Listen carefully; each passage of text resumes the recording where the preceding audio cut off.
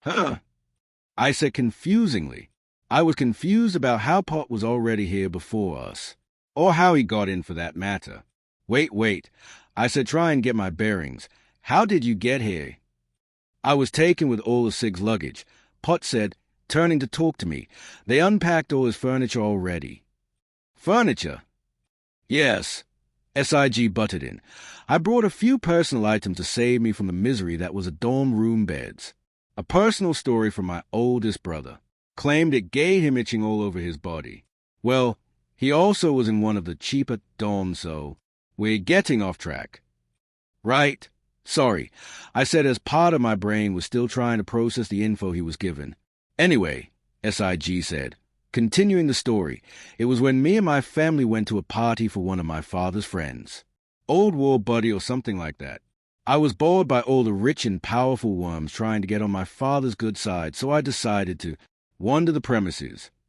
He means he tried to break into the guy's study to try and find a way to heal his scars, Pot added. Well, yes, but but nothing.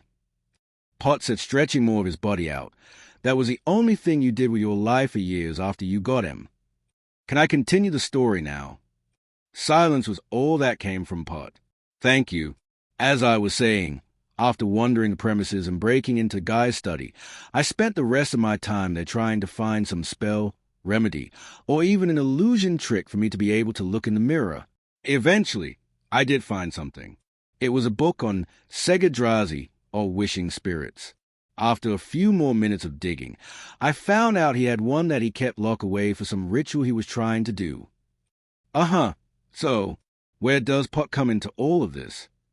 I asked impatiently. I'm getting there. Stories like these need exposition. SIG replied. He means to say he inherited his father's long-winded stories, Pot said. Hey, you like those stories? To fall asleep to. Continuing the story, I left his study and started wondering and trying to find the vault he locked the wishing spirit away in. I eventually found it locked behind a door that used dark magic. And let me tell you, it wasn't easy to get past. There were 3 separate incantations for the first lock, an invisible key for the second, and then it needed a 4-digit code for the door itself to unlock. I'm sorry, how did you not get caught? At all? I asked. The guy who owned the place was extremely paranoid, so much so that he ordered every guard in the manor to remain near the party and not wander off to ensure the safety of his party. That's convenient. I said, yeah, it was. Anyway, I opened the vault, and the Segadrazi was described as a formless mist that was trapped inside a pot. Wait, a pot? And that's where I tell the story. Pot said, yes, I'm the Segadrazi of the story. But he said it was a formless mist.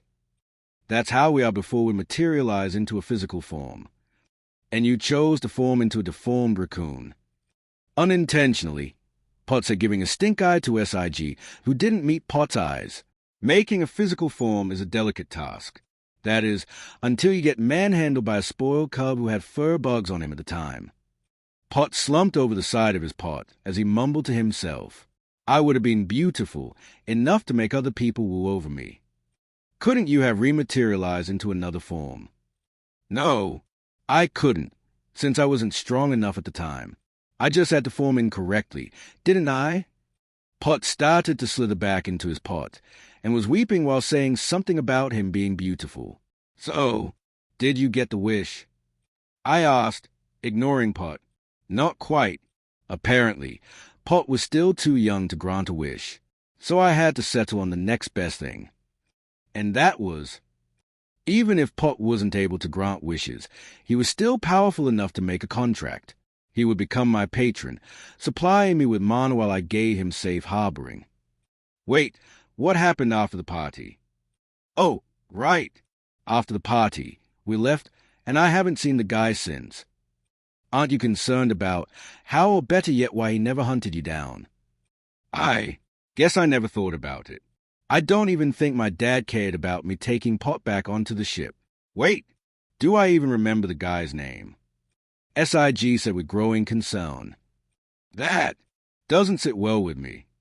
I said, Pot, Do you remember the guy who kept you in his vault for some ritual? SIG asked Pot. Not really, Pot said, his weeping ending.